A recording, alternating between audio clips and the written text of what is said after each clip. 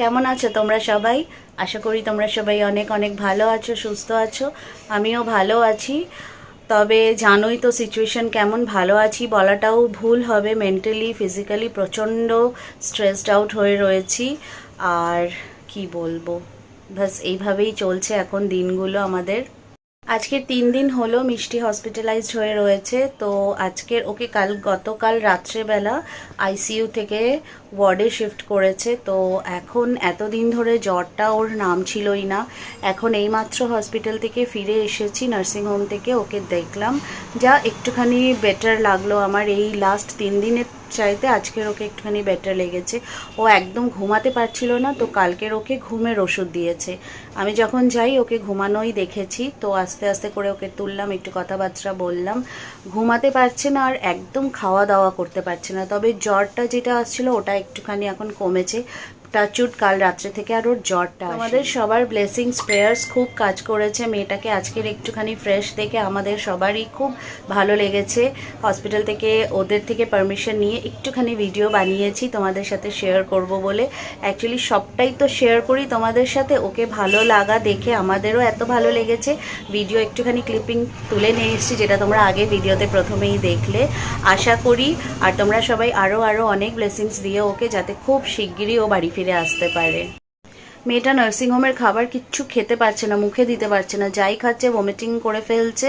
আর একদম মুখটার টেস্টটা তো একদমই খারাপ হয়ে গেছে। যদিও ডক্টর স্যার বলেইছেন ওর এরকম হবে।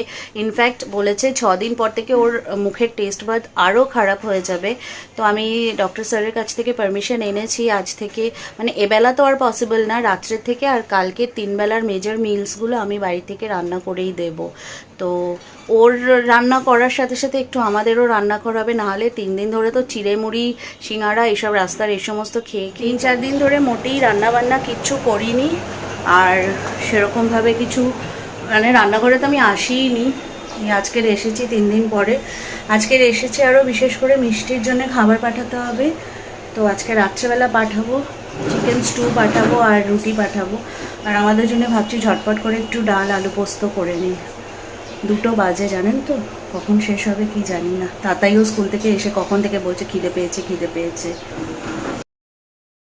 এই যে মিষ্টির ডেঙ্গুটা হয়েছে, এটা কিন্তু আমাদের বাড়ি থেকে হয়নি, জানেন তো। আমাদের এরিয়াতে এখনও একটাও ডেঙ্গুর কেস নেই, পুরো এরিয়াতে কোথাও নেই। কিন্তু স্কুল মানে ওর স্কুলটা সল্ট লেকে, ওখানে মানে ডেঙ্গুর যা রিপোর্ট কর্পোরেশনের কাছে, সেটা হচ্ছে সবথেকে হাইয়েস্ট ডেঙ্গু রেট হচ্ছে সল্ট লেকে। তো নিশ্চয়ই, যেটা আমরা সকলেই ডাউট করছি, ওর স্কুল থেকেই হয়েছে। স্কুলে তো স্কার্ট পরে যায়, পাটা হাতটা পুরো খোলাই থাকে, শর্ট শার্ট আর স্কার্ট, তো হাত পা খোলা থাকে। এখন জানি না কোথা থেকে কি হয়েছে, মোট কথা হয়েছে। এখন সাফারিংটা ছিল কপালে, সেটা তো মানে সাফার করতেই হবে। সবথেকে বেশি খারাপ যেটা লাগছে, যে ওর পরীক্ষাটা ও এবারে প্র্যাকটিক্যালগুলো দিতে পারলো না। আবার হচ্ছে নতুন পরীক্ষার ডেটশিটও এসে গেছে, ইউনিট টেস্ট 3। কী করে কি করবে, অনেকটা পিছিয়ে পড়লো। এই শরীর খারাপের পরে আফটার ইফেক্টও তো অনেক দিন থাকবে, ভুগবে। আর খাওয়া দাওয়া যেহেতু ও কিছুই করতে পারছে না, ও যে কী পরিমাণে উইক হয়ে যাচ্ছে সেটা একমাত্র আমিই বুঝতে পারছি। তো বাড়ি ফিরে আসার পরেও যে খুব প্রেশারাইজ ওকে করা যাবে পড়াশুনো নিয়ে, যে কোনো ব্যাপার নিয়ে, সেটাও করা যাবে না। এখন ভগবান কি চায় সেটাই হবে। ঘরের বাড়ির বাচ্চা যদি বাড়িতে না থাকে, আর বিশেষ করে যদি সে হসপিটালাইজড থাকে, তাহলে আর বাড়িতে ঘরে কার ভালো লাগে? কারোরই ভালো লাগবে না, সবারই মন মেজাজ খারাপ। আর তার মধ্যে তাতাই তো প্রচণ্ডভাবেই ঘ্যানের ঘ্যানের করছে। এমনিতে দিদি বাড়িতে থাকলে একদমই তার সাথে মানে বনিবনা নেই, কিন্তু সে শুধু যাওয়ার জন্য বাহানা করছে। কিন্তু নার্সিংহোমে বাচ্চা, এত ছোট বাচ্চা তো মোটেই অ্যালাউ না, তো ওকে নিয়ে যেতে পারছি না। আর আজকের বেডে জেনারেল বেডে দেওয়ার পরে ফোনটা অ্যাটলিস্ট অ্যালাউ করেছে বলে একটু ভিডিও কলে ওকে দিদির সাথে কথা বলিয়ে দিতে, তাও একটু শান্তি। এখন আবার বায়না ধরেছে আমার সাথে বিকালে যাবে, কিন্তু কোনোভাবেই অ্যালাউ না। আর উচিতও না, এত ছোট বাচ্চাদেরকে নার্সিংহোম এরকম জায়গায় নিয়ে যাওয়া উচিত না, প্রচণ্ডভাবে ইনফেকশনের ভয় থাকে। আজকের হচ্ছে শুক্রবার, শনি রবি সোম 3 দিন আছে, মঙ্গলবারে গণপতি। কিন্তু ডাক্তার স্যারের সাথে কথা বলে যেটা বুঝলাম, ওকে বোধহয় সোমবার কিংবা মঙ্গলবারে ছুটি দিলেও দিতে পারে। ওর মানে আফটার ডেঙ্গু এফেক্টগুলো দেখে ওটার উপরে ডিসিশনটা উনি নেবেন। তো এবারে মনে হচ্ছে না আর গণপতি আনতে পারবো, মানে গণপতি বাবার কি ইচ্ছা আছে বাপ্পাই জানে। তো আমাদের সবারই ভীষণ মন মেজাজ খারাপ, খুব প্রিপারেশন চলছিল, আর প্রত্যেক বছর গণপতির জন্য ভীষণভাবে এক্সাইটেড থাকি, কিন্তু মেয়ে বাড়িতে না আসলে তো কোনোভাবেই বাপ্পাকে আনবো না, আর আনতে পারবোও না। ইনফ্যাক্ট এনে কী করে পুজো করব? একটা ঠাকুর বাড়িতে নিয়ে চলে আসলেই তো আর হয় না, তার তো আরও অনেক কিছু ব্যাপার আছে, পুজো আচার ব্যাপার আছে, সব কিছু আছে। আর বাচ্চাদের জন্যেই পুজো করা, বাচ্চারাই মেন মানে হয় পুজোতে পার্টিসিপেট করা, ওদের এক্সাইটমেন্ট। তো এবারে মনে হচ্ছে বাপ্পা আমাদের উপরে রাগ করেছে আর বাড়িতে আসবেন না। এবেলার মতন আমাদের রান্নাবান্না শেষ করে নিয়েছি। এই যে হলো ভাত, এখানে একটুখানি উচ্ছে দিয়ে বেগুন দিয়ে ভাজা করেছি, একটু ঝোল করে পোস্ত, আর এই যে ডাল। আর এদিকে স্টুটা এখনও হয়েই গেছে, বেশ আরও দুটো সিটি বড় বড় পড়ে গেলেই নামিয়ে দেবো। এবার খেতে দিয়ে দেবো, 3টে বাজে। এবেলার মতন খাওয়া দাওয়া শেষ হয়ে গেছে, এবার একটুখানি রেস্ট করব। 3:30 বেজে গেছে, আবার 4:30-র মধ্যে বেরিয়ে যেতে হবে। ওই আধ ঘন্টা মতন একটু বসে তারপরে একটু টিভি দেখবো, এই করব, তারপরে আবার 4:30-র সময় বেরিয়ে যাব। 40 বেজে গেছে, একটুখানি শোবো বলে শুতে গিয়ে রেস্ট করতে গিয়ে ব্যাস দেরি হয়ে গেল। চলো বেরোচ্ছি, এবার নার্সিংহোমে যাচ্ছি।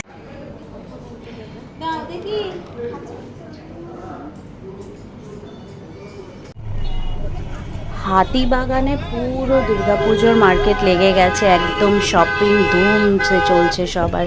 আর আমাদের বাড়ির অবস্থাটা দেখো, মনটা এত খারাপ। গণেশ পুজোটাও আজকে গেল, দুর্গা পুজোটাও জানি না কি হবে। এই মেয়ে সুস্থ হয়ে বাড়ি ফিরলেই আমার শান্তি, আমাদের সকলের শান্তি। সবাই আমরা এত চিন্তাতে আছি, কি আর বলবো। সন্ধ্যে 7টা বাজে বন্ধুরা, আর এই মাত্র নার্সিংহোম থেকে এসে স্নান করে বসলাম ফ্রেশ হয়ে। তো মিষ্টির আপডেট হচ্ছে যে ওর আবার জ্বর এসেছে, আমরা যখন গেলাম তখন টেম্পারেচার নিচ্ছিল, তো ওর জ্বর এসেছে আবার। আর ওই ভমিটিং টেন্ডেন্সিটা আবার আছে, সকালবেলার দিকে কিন্তু ছিল না, এখন আবার রয়েছে। তার সাথে আবার নতুন কনস্টিপেশন মানে হচ্ছে, আর পেটে প্রচণ্ড ব্যথা। এটা হচ্ছে ওর এখনকার আপডেট। তো যাই হোক, এখন তো এসে গেছি, একটু চাটা খাই। চা খেয়ে আমি যে বললাম পারমিশন নিয়ে এসেছি ওর খাবারেরটা বাড়ি থেকেই পাঠাবো, গিয়ে আবার রুটি টুটি করে দেবো, করে দিলে ওর পাপা গিয়ে ওকে দিয়ে আসবে। খিদেও পেয়ে গেছে, চায়ের সাথে 2-3টে বিস্কুট নিয়ে বসেছি, খাই এইবার আরামসে চাটা আগে। এই যে কি যে পরীক্ষা দিচ্ছে ওই জানে, আর বড়দের সাথে সমানে তাল মিলিয়ে চা খাচ্ছে। বুঝবে যখন ছোট বাচ্চার লিভারটা খারাপ হয়ে যাবে তখন বুঝবে। হসপিটালে নিয়ে যাচ্ছে না কেউ, তোমায় নিয়ে যাওয়া যাবে না। এই বাড়ির সিঁড়ি উপর নিচ করতে করতে, আর নার্সিংহোমের সিঁড়ি উপর নিচ করতে করতে আমার যা হাঁটুতে আর পায়ে যন্ত্রণা, তার সাথে কোমরের যন্ত্রণা, সে আর বলবার নয়। রান্নাঘরে চলে আসলাম, 8টা বাজে, মেয়েটার জন্য রুটি করব, ফটাফট রুটিটা করে দিই। আবার আমার ঘরে বেডরুমের মধ্যে বসে ভিডিও করলেই দেখছি লাইটের কি যে সমস্যা হচ্ছে, কেমন অদ্ভুত একটা লাইটের জন্যে মুখটা কেমন যেন একটা অদ্ভুত হয়ে যাচ্ছে, ভূতের মতন লাগছে দেখতে।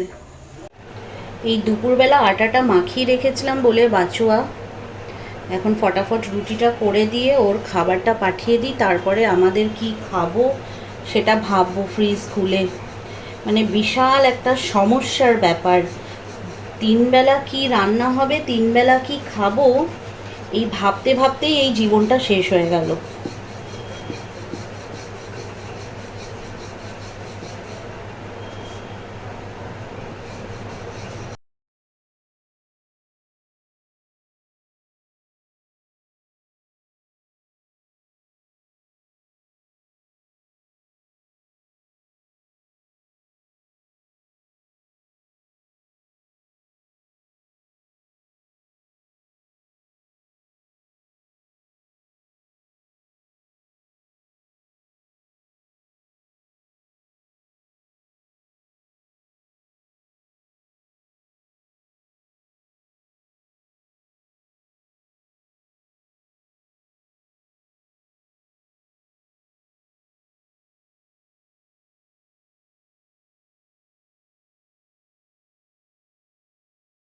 মানে এই অবস্থায় গিয়ে দাঁড়ালো। একটা সামান্য একটা মশার কামড় যে কতটা ডেঞ্জারাস হতে পারে এটা আমি এই আমার চোখের সামনে এই একটা দেখলাম বাবা।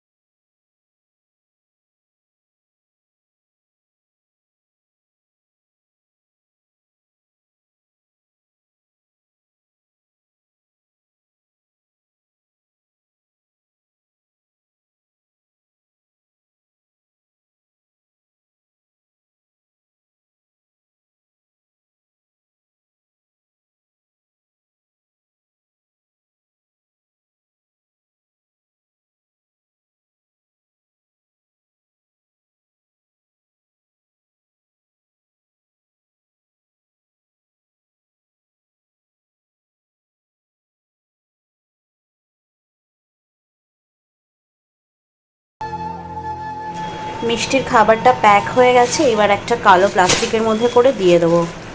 কালো প্লাস্টিক কেন দিচ্ছি জানেন তো? রাত্রেবেলা নিয়ে যাচ্ছে তো, জানি না, ওই যে মনের মধ্যে খুঁতখুতানি থাকে না, তাই জন্যে কালো প্লাস্টিকের মধ্যে ভরে পাঠিয়ে দিচ্ছি। পাঠিয়ে তো দিচ্ছি, এখন উপরওয়ালাই জানে যে সে খাবে কি খাবে না। সেটা একদম কিছুই খেতে পারছে না, তাও বাড়ি থেকে করা খাবার যদি খেতে পারে তো ভালো। মিষ্টির খাবার পাঠিয়ে দিয়েছি। আর এই যে আরেকজনের বায়না, দিদি যেইভাবে খাচ্ছে রুটি স্যুপের মধ্যে ডুবিয়ে আমিও সেইভাবে খাবো। তো ছোটোটার খাবার নিয়েও চললাম আমি নিচে।